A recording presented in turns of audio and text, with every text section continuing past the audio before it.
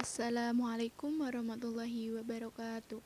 Perkenalkan, nama saya Andina Ayu Widiana dari IAIN Syekh Nurjati Cirebon. Judul media Teorema Pitagoras, mata pelajaran Matematika Sasaran anak MTS atau SMP kelas 8. Tujuan untuk mempermudah dalam hal belajar matematika dan menarik minat siswa untuk belajar matematika. Di sini saya akan membahas tentang teorema Pitagoras. Sebelum kita masuk pada teorema Pitagoras, saya akan menjelaskan sedikit tentang media yang saya gunakan. Saya menggunakan media PowerPoint interaktif.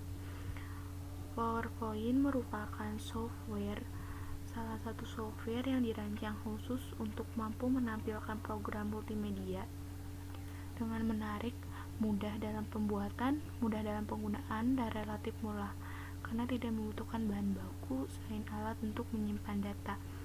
PowerPoint interaktif ini bisa menyesuaikan dengan materi yang akan kita sampaikan. PowerPoint interaktif memiliki beberapa kelebihan. Yang pertama, dapat menyajikan teks, gambar, foto, animasi, audio, dan video sehingga lebih menarik. Yang kedua, dapat menjangkau kelompok banyak. Yang ketiga, tempo dan cara penyajiannya bisa disesuaikan dengan sesuai kemampuan kita gitu. Sesuai dengan materi yang akan kita sampaikan apa. Yang keempat,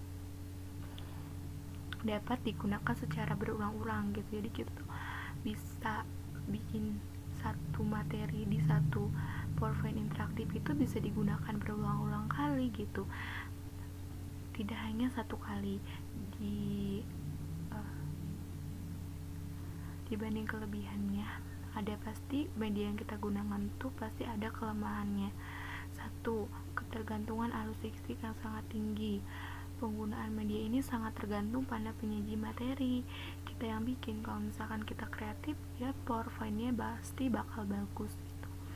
Terus masih sangat terbatas guru yang mampu membuat media presentasi gitu. Di Indonesia ini untuk ukuran guru yang sudah lama itu pasti tidak bisa menggunakan teknologi. Jadi kita anak muda gitu, calon-calon guru, kita harus bisa memanfaatkan teknologi yang ada seperti itu. Lanjut kepada teorema Pitagoras. Nah, apa sih, kita mau materi terlebih dahulu. Di materi ada pengertian, sejarah, rumus, dan trivial Pitagoras. Kita bahas pengertian terlebih dahulu. Apa sih Pitagoras itu? Apa sih teorema Pitagoras? Teorema Pitagoras adalah teori yang menunjukkan antara sisi dalam tiga siku-siku. Pada dasarnya, teorema Pitagoras sangat sederhana, yaitu kita hanya diminta untuk menghitung panjang sisi dari sebuah segitiga siku-siku, di mana sisi lainnya sudah diketahui. Kalaupun sisi lainnya belum diketahui, paling tidak bisa dicari dengan cara lain sebelumnya. Selain dalam matematika, Pitagoras juga digunakan dalam bidang ilmu lainnya, seperti fisika, astronomi, dan lain sebagainya. Pitagoras juga tidak hanya digunakan menghitung bidang 2 dimensi, ini juga digunakan dalam perhitungan bangun 3 dimensi. Selanjutnya kita akan membahas sejarah.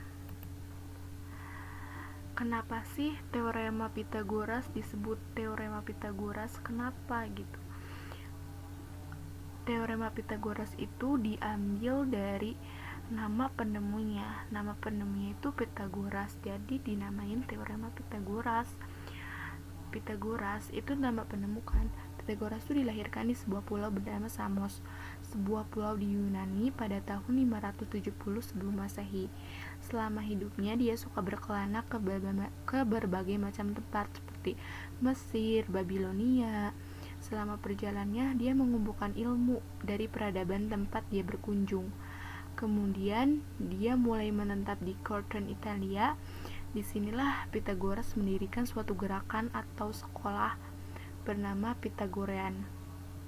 Di sekolah ini, Pitagoras mengajarkan para pengikutnya bahwa Segala sesuatu yang ada di alam semesta ini bisa dinyatakan dalam bilangan-bilangan. Karena itu, Pythagoras dan para pengikutnya sangat memuja angka dan rasio-rasio yang bisa dinyatakan dengan bilangan tersebut. Di sekolah yang didirikan ini, dia mulai mengutak-atik ilmu yang dia kumpulkan saat berkelana. Salah satunya adalah pengetahuan tentang relasi antar sisi-sisi segitiga siku-siku. Berdasarkan catatan sejarah, orang-orang peradaban Babilonia, Mesir, India, bahkan Cina kuno ternyata sudah memiliki pemahaman tentang relasi antar sisi-sisi segitiga siku-siku. Beberapa ribu tahun sebelum Pythagoras lahir, salah satu bukti sejarah adalah tablet milik peradaban Babilonia. Pada tablet ini tertulis banyak kombinasi 3 angka yang memenuhi syarat teorema Pythagoras, atau sekarang kita disebut juga sebagai Pythagorean triple, atau lebih dikenal dengan triple Pythagoras. Nah, ini gambar penemu teorema Pythagoras, yaitu beliau Pythagoras. Riwayat hidup Pythagoras lahir di Samos di Laut Aegean. Saat menimba ilmu pengetahuan, ia mengembara hingga Mesir, Babel, ia kemudian menetap di Kortona yang kemudian koloni Yunani dan terletak di selatan kira-kira tahun 530 sebelum Masehi. Disinilah ia mendapatkan banyak pengikut. Terus jejak-jejak keilmuan Pythagoras bisa dibaca sendiri. Terus ada akhir hidup Pythagoras nih. Kondisi masyarakat saat itu agaknya tidak bisa menerima beberapa penemuan Pythagoras. Ujung-ujungnya saat Pythagoras dianggap sebagai kalangan yang ekstraktik dan radikal, bahkan oleh sebagian pengikutnya sendiri, menghadapi kondisi yang membahayakan dirinya, Pythagoras meninggalkan tempat tinggalnya dan lari ke Megapotum, di sebuah kota Yunani di Italia Selatan. Pythagoras menghembuskan napas terakhir di sana. Jadi Pythagoras itu meninggal di Italia Selatan. Selanjutnya kita membahas rumus Pythagoras tuh C kuadrat sama dengan A kuadrat plus B kuadrat.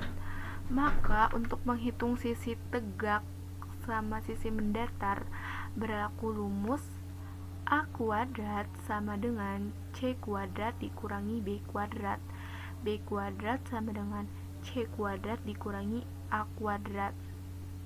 Dengan A sisi tinggi tegaknya, B alas segitiga atau sisi datar, dan C itu sisi miringnya. Selanjutnya kita masuk ke triple Pythagoras. Apa sih triple Pythagoras itu? Triple Pythagoras adalah 3 bilangan asli yang memenuhi rumus teorema Pythagoras. Rumus teorema Pythagoras yaitu C kuadrat plus A kuadrat plus B kuadrat. Triple Pythagoras ini masih mempunyai 4 bilangan yang susunan bilangannya teratur dan membentuk pola tertentu atau sering disebut sebagai 4 tipe triple Pythagoras. Tipe yang pertama itu 3, 4, 5, berarti sisi alas segitiganya itu 3, tingginya 4, berarti sisi miringnya 5. Tipe kedua 5, 12, 13. Tipe yang ketiga 7, 24, 25. Tipe yang keempat 8, 15, 17. Seperti itu. Terus selanjutnya adapun daftar bilangan triple Pythagoras.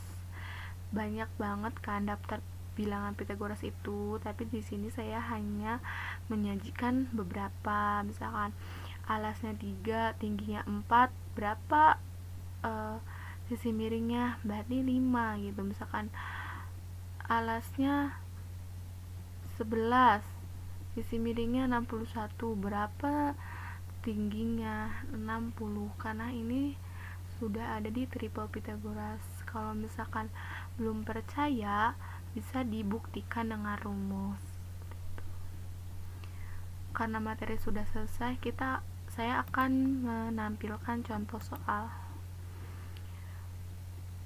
Perhatikan gambar berikut. Panjang BC atau CB adalah, jadi ini menggunakan teorema Pythagoras nih teman-teman. Jadi AB kuadrat dikurangi AC kuadrat sama dengan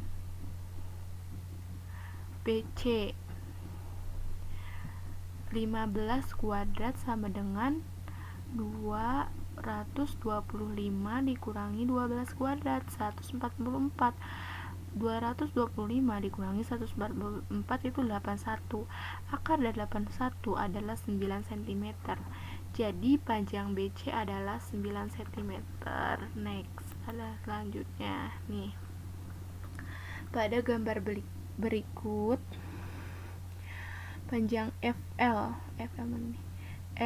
itu 12 cm dan FM DE itu sama 16 cm. Terus ditanya keliling bangun tersebut. Ini juga bisa menggunakan teorema Pythagoras itu. Pertama kita cari panjang FK dulu dari sini ke sini. Karena segitiga EDK merupakan segitiga siku-siku, maka berlaku teorema Pythagoras. Berarti kan dari sini ke sini kan kita cari si D ke K dulu kan, gitu. Udah diketahui kan sisi miring nih, berarti dikurangi nih sisi miring dikurangi ini nih tinggi. EK kuadrat sama dengan EK kuadrat dikurangi ED kuadrat. Akar dari 20 kuadrat dikurangi 16 kuadrat sama dengan akar dari 20 kuadrat yaitu 400. 16 kuadrat itu 256. 400 dikurangi 256 itu 144 nih. Akar dari 144 kan 12, berarti panjang DK tuh 12, sedangkan DF itu udah diketahui kan 28, berarti 12 dikurangi 8, jadi panjang FK tuh 4 cm. Setelah itu tinggal ditambahkan ED ditambah DM ditambah ML ditambah LF PK dan KE, berarti 16 ditambah 8 ditambah 20 ditambah 12 ditambah 4 ditambah 20 itu hasilnya 80 cm, dan masih banyak contoh yang lainnya. Sekarang itu di sini saya menyajikan sebuah kuis. Ini ada petunjuk mengerjakan kuisnya. Terus kita klik mulai.